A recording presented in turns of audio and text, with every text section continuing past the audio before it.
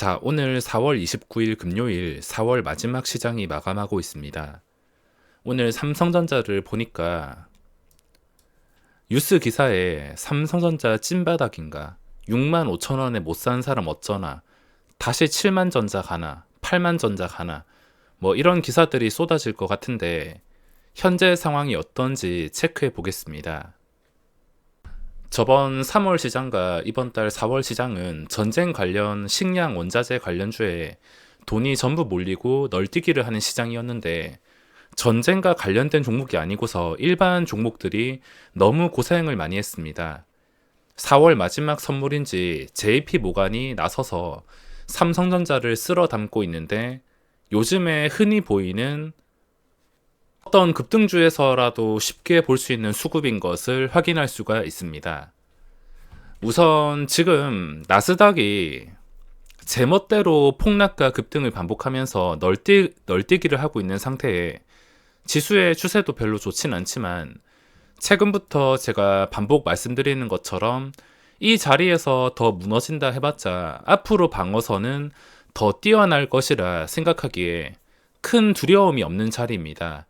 지난번처럼 지수가 1400 이렇게 가는 건 말이 안 되는 것이고 지수를 아무리 앞으로 어떻게 될지 모른다지만 이 상태는 말이 안 되는 것이고 떨어진다 하더라도 방어선이 꽤나 뛰어날 거라 생각이 들기 때문에 큰 두려움이 없는 자리입니다. 혹시나 최근에 저점들인 2600포인트를 깨거나 최악의 상황으로 사이드카가 걸리게 된다면 신용잔고 감소 상황을 보고 저가 매수를 노려볼 수도 있을 것 같습니다.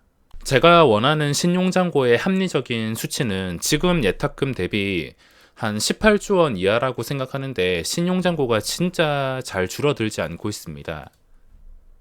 자, 오늘 시장에서는 삼성전자 쪽으로 시선이 다 몰리고 있는데 저는 오늘 한 게 없습니다.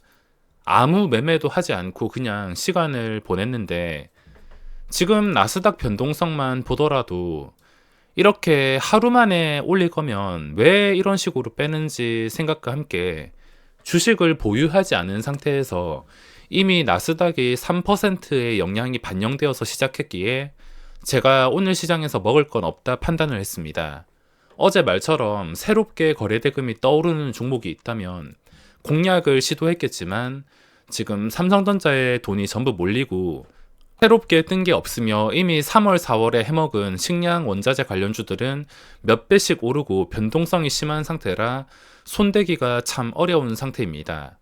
마무리도 잘 해야 되지만 5월 시장 첫 출발, 첫 단추를 어떻게 꿰냐에 따라서 그 달의 수익금이 어느 정도 될지 감이 오기도 하기 때문에 5월 시작하자마자 이것저것 급하게 잡는 게 아니라 무조건 현재 관찰하는 종목들 위주로 원하는 자리를 형성해 주거나 새로운 종목이 거래대금이 터질 때 그 상황까지 1주, 2주가 걸린다 하더라도 일단 5월 시장 출발할 때는 기다려야 될 것 같습니다. 자, 오늘 삼성전자 보시면 그동안 하락에서 지독한 하락 추세에서 처음으로 아주 강력한 반등이 나왔습니다. 1월 13일 이후로 가장 강력한 반등이라 봐도 되는데 근데 오늘 수급의 느낌은 어디서 많이 보던 수급입니다. JP모간과 함께 프로그램 외국인 순매수. 요즘에 종목들 번갈아 가면서 이 수급이 상승을 주도하고 있는데 당장에는 하루 이틀, 길게는 일주일, 2주일까지 가는 종목도 있긴 있지만 결과가 항상 좋지 않았습니다. 이 수급 자체가 어떤 호재보다 더 먼저 따라오는 그런 인위적인 수급, 그냥 돈으로 밀어붙이는 수급이기 때문에 나중에 결과가 좋지 않은 경우가 상당히 많았습니다.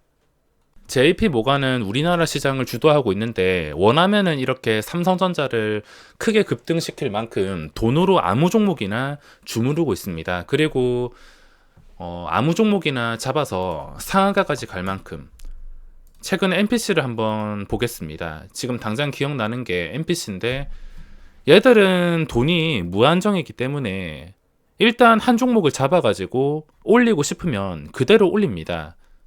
돈을 얼마나 투입하든 상관없이 끝까지 매수로 밀어붙여서 멀쩡히 아무 호재도 없고 뭐 거래량도 없던 종목을 갑자기 거래량 발생시켜서 상한가를 만들 만큼 인위적인 돈이라 할 수 있으며, 이 인위적인 돈은 약간의 수익이라도 챙기면 바로 차익 신환으로 나가게 됩니다. 심한 종목은 하루 만에 이런 식으로 나갈 때도 있으며, 뭐 대형주 같은 경우에는 몇 주 끌고 가다가 결국에 무너뜨리는 경우가 많습니다. 또 예시를 들자면 대형주 중에서 HMM이 있는데, 이것도 마찬가지로 JP모간의 인위적인 수급이 이때 들어왔습니다.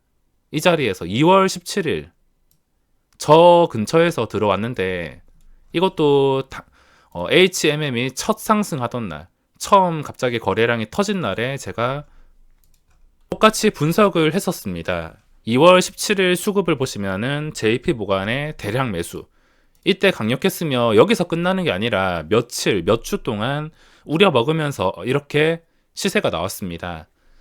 이때까지 이 패턴을 봤을 때, 여러 가지 경험을 봤을 때 대형주들에서는 몇 주 동안 해먹는 것 같습니다. 그러니까 지금 삼성전자도 몇 주 동안 해먹을 가능성이 있다는 것이고, 대형주가 아니라 그냥 시가총액 1000억, 2000억, 몇 천억짜리는 MPC처럼 하루 만에 해먹고 도망가는 경우가 많습니다. 근데 나중에 몇 주, 몇 달이 지나서 결과를 보시면 항상 제자리에 와 있습니다. 결과는 좋지가 않다는 것인데, 제가 지금 생각하는 삼성전자는 이때도 제가 똑같은 말을 했었는데, 작년 11월 22일 뭐 이것도 안 봐도 뻔할 겁니다. 수급이 갑자기 이런 식으로 올랐는데 이때 삼성전자가 5% 상승, 뭐 이때도 수급이 아마 뻔할 겁니다. 11월 22일 이때도 JP모간 쪽에서 대량 매수가 들어와서 몇 주 동안 해먹은 것을 확인할 수 있습니다. 지금까지 패턴을 봤을 땐 일단 확실한 것은 이게 자연스러운 수급이 아니라 인위적인 수급이라는 것입니다. 추세가 좋아지려면 자연스러운 수급과 함께 추세가 또 자연스럽게 좋아져야 되는데, 누군가 돈을 인위적으로 투입하게 된다면 결과가 항상 좋지 않지만, 또 이때까지 패턴으로 봤을 때 중소형주들은 하루 이틀 만에 해먹고 도망가는 것들도 많았지만, 이런 대형주들은 몇 주까지 지속이 되면서 올라간 경우도 많았습니다. 이때도 급하게 올라왔다가 변동성을 보면은 참 한 방에 제자리 이상 뺐다가 다시 끌어올렸는데, 한 몇 주 정도의 상승을 위한 수급이 아닐까 정도로만 생각을 하고 있으며, 근데 이 수급이 인위적이라 하더라도 제가 또 최근에 삼성전자 분할 매수에 대해서 설명을 드린 적이 있습니다. 이 분할 매수는 진짜 삼성전자를 사야 되는 이유가 있는 사람에게만 해당이 되는데, 저는 당연히 삼성전자를 무조건 사야 될 이유가 없기 때문에 사진 않았지만, 만약에 제가 삼성전자를 사야 되는 입장이라면 저번에 설명드렸던 것과 똑같습니다.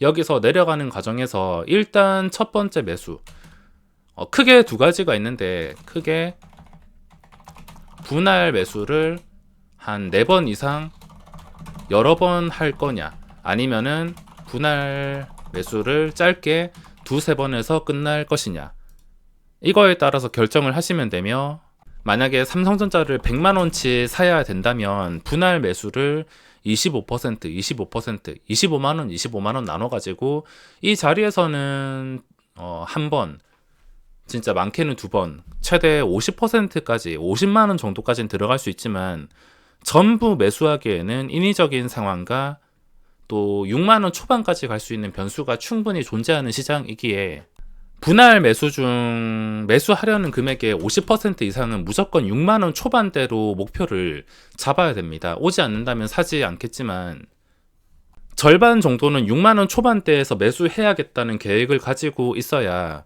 실패한다 하더라도 크게 실패하지 않고 분할 매수를 성공시킬 수가 있을 것입니다. 자, 오늘 시장은 전 한 게 없는데 아무런 매매가 없었습니다.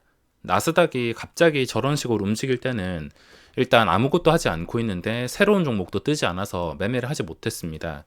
굳이 한 게 있다면 포바이보, 어제는 상한가에 풀리지 않고 잠겼기 때문에 공모받은 걸 팔지 않았습니다. 이런 식으로 거래가 끊기면서 잠기면은 당연히 가지고 가볼 만한데, 오늘 시초가가 너무 선이 넘었기 때문에 시초가에 전부 다 던졌습니다.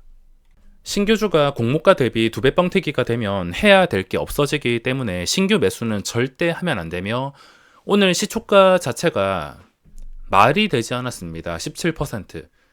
간혹 이렇게 상한가 간 종목이 그 다음날 시초가가 보합 근처에서 시작하는 경우가 있는데, 만약에 그런 경우에는 좀 다른 상황을 통해서, 보통 2배 뻥튀기 되는 종목들은 뭐 첫날부터 시작을 해서 윗꼬리가 길다던가 음봉이 나온다던가 이런 식으로 안 좋게 마감을 해야 정상인데, 포바이보는 다른 종목과 좀 달리 상한가에서 마감을 했습니다. 그래도 저는 원칙을 지키려고 2배 뻥튀기 된 걸 안 하지만, 만약에 이걸 할 수 있었다면은 시초가가 보합에 시작할 때 잠깐 들어가서 바로 줄 때 먹고서 빠졌을 것 같습니다. 그게 아니라면 매매해야 될 이유가 없었으며, 시초가 자체가 높았기 때문에 공모받은 것만 하더라도 소고기값 이상은 충분히 배부르게 챙긴 것 같습니다.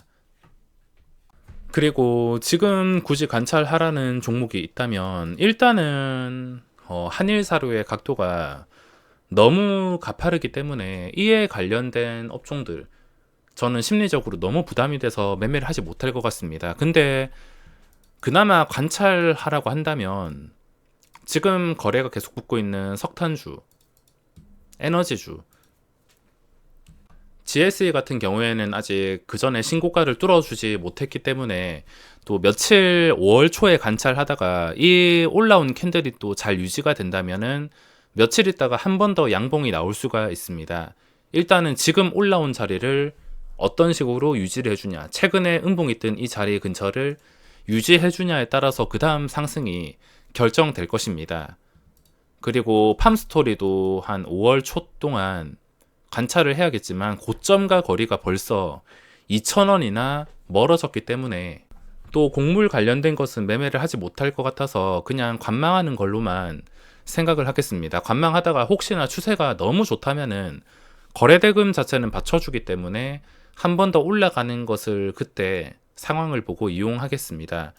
그리고 지금 철강주, 금강철강이라든지 하이스틸이 JP 모간 단타로 인해서 잠깐 멍들고 있지만, 아직까지는 전체적인 추세가 무너지지는 않았습니다. 상한가를 갔던 날까지 내려오긴 했는데 아직까지는 완전히 무너지지 않았습니다. 요즘 트렌드가 이런 식으로 음봉을 좀 힘들게 여러 번 띄워놓고 한 방에 올리는 경우가 많아서, 또 올렸다가 고점만 터치한 다음에 무너뜨리는 경우도 많아서, 혹시 무너지지 않는다면 다음 고점 터치 정도까지만 목표를 잡고 대응할 수 있을 것 같습니다. 하이스틸 같은 경우에는 지금 자리 자체가 6,800원, 며칠 내내 좀 어지럽게 움직이긴 한데 6,800원을 깨지 않는다면 또 언제라도 주포의 먹잇감이 될 수가 있습니다. 그리고 어제 안 좋은 캔들이 떴던 MPC 역시 이 안 좋은 캔들을 서서히 회복해주는 그림이 나온다면, 눈대중으로 봤을 때 한 이 정도 12,000원 초반대 가격을 유지해주는 모습이 보인다면, 그때는 다시 한번 고점을 뚫어주는 그림이 나올 수가 있습니다. 이것도 오늘 JP 모간 단타가 너무 심했습니다. 그리고 마지막으로 신규주 중에서 관찰하고 있는 게 현대중공업 정도가 있는데, 현재 황금선 추세가 잘 유지되면서 그 전에 신고가와 거래가 그렇게 멀어지지 않은 상태로 신고가 위에서 거래가 되고 있습니다. 이런 식으로 무너지지 않았을 땐 한 방에 한 5%에서 8% 정도 올릴 수가 있어서, 5월 첫째 주는 보던 종목들 천천히 관찰하면서 새로운 종목이 나오기를 기다려야겠습니다. 4월 시장 고생 많으셨고, 오늘 영상은 여기서 마무리하겠습니다.